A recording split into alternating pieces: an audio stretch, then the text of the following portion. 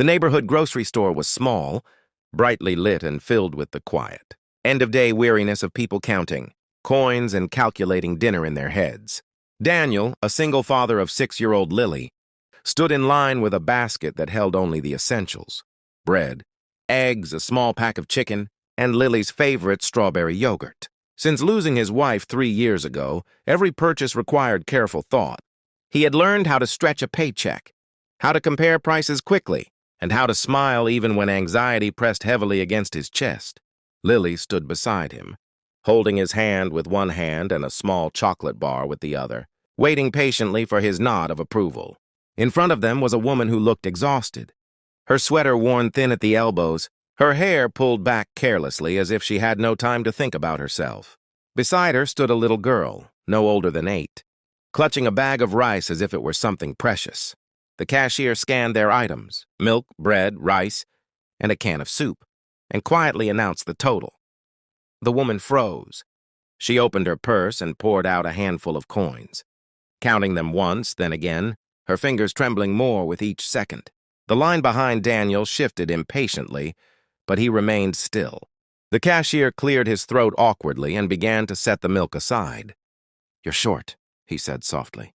The woman swallowed hard and nodded, embarrassment coloring her face. Just then, the little girl tugged at her mother's sleeve and whispered, words that cut through the air like glass. "Are we bad people, Mama?" Daniel felt his breath catch. The mother immediately bent down, brushing hair from her daughter's face. "No, sweetheart," she said, her voice cracking despite her effort to stay strong. "We're not bad. We're just having a hard time right now." The little girl looked unconvinced, her eyes filling with quiet confusion, and shame far too heavy for someone so young. Daniel's heart tightened painfully. He remembered Lily once asking him why other children had more toys than she did, and how he had struggled to explain without letting her see his fear. Watching the cashier remove the milk and rice felt unbearable. The child's small fingers tightened around the bag as if letting go meant losing dignity itself. In that moment, Daniel didn't think about his tight budget or tomorrow's bills. He stepped forward gently and said, "Please add their groceries to mine." The store seemed to pause for a heartbeat, as if the fluorescent lights themselves were holding their breath. Daniel's words had hung in the air, simple but heavy with kindness, and the mother froze. Her eyes widened in disbelief, and for a moment she looked as if she might protest, mouth opening and closing like she was searching for the right words. The little girl clutched the rice bag tighter, peering at Daniel with a mixture of awe and cautious hope, her small brows furrowed. It's really okay," Daniel said softly, noticing the woman's hesitation. "I've been there. Sometimes people just need a little help." His voice was calm, gentle, carrying the quiet authority of someone who had learned hardship firsthand, but refused to let it harden him. The cashier, a young man with kind eyes, nodded and began to scan the remaining items again. The tension in the air slowly began to lift, replaced by a warmth that made the sterile store feel almost human. The mother, still trembling slightly, tried again. I can't accept this. I don't even know you." Her voice cracked at the end, shame and gratitude mingling in equal measure. Daniel smiled gently, kneeling slightly so that he could meet the little girl's wide, unsure eyes. "You don't have to know me," he said. "We're all just people trying to get by. Today I can help. That's enough." Lily, standing beside him, tugged lightly at his sleeve. "Daddy," she said softly, "are they our friends now?" Daniel looked down at her, seeing the innocence and curiosity in her eyes, and he nodded. "Yes, Lily," he whispered. "I think we can be." The little girl's grip on the rice bag loosened slightly, and for the first time a shy smile touched her lips. Her mother's eyes glistened with tears that she hurriedly wiped away, embarrassed but grateful. Daniel watched as they gathered their groceries, now able to carry everything home with dignity intact. It was a small gesture, but to him it meant everything. As he paid for his own groceries, Daniel felt a familiar pang of concern over his budget, yet it was softened by a sense of purpose. The total was higher than he had expected, but the thought of the little girl's question, "Are we bad people, Mama?" lingered in his mind. He knew in that moment that the answer had been changed. not by words alone, but by action. Outside, the sky was painted in the soft oranges and pinks of sunset. Sarah, the mother, approached him quietly, holding her daughter's hand. I don't know how to thank you," she murmured, voice choked with emotion. Daniel shook his head with a small, knowing smile. "Just promise me one thing," he said gently. "When things get better, help someone else. That's all the thanks I need." The little girl looked up at him, whispering, "Thank you, sir. My mama says good people still exist." "I think she's right." Daniel's throat tightened. Lily squeezed his hand proudly, understanding that something important had just happened.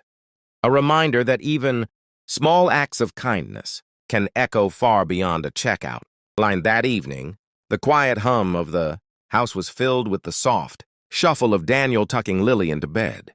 The room smelled faintly of lavender from the nightlight beside her bed, casting gentle shadows across her stuffed animals lined up on the shelf.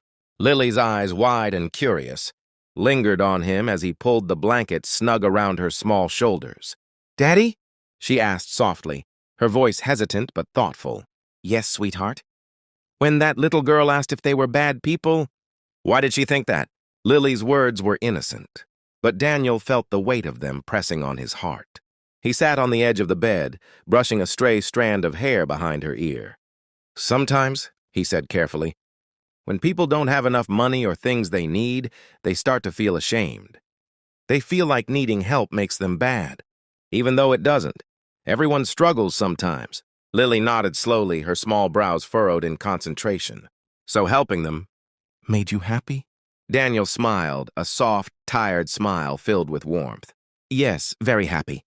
It's a feeling that doesn't come from buying something for yourself, but from knowing you made life a little easier for someone else." Lily seemed to think about this for a long moment, her little hands clasped over the blanket. "I want to do that too, Daddy," she said finally, voice full of conviction. "So no little girl ever thinks she's bad."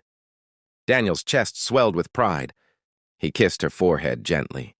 "That's the best dream you could have. Lily, always remember, kindness is never wasted." Across town, Sarah and her daughter had returned home with their groceries.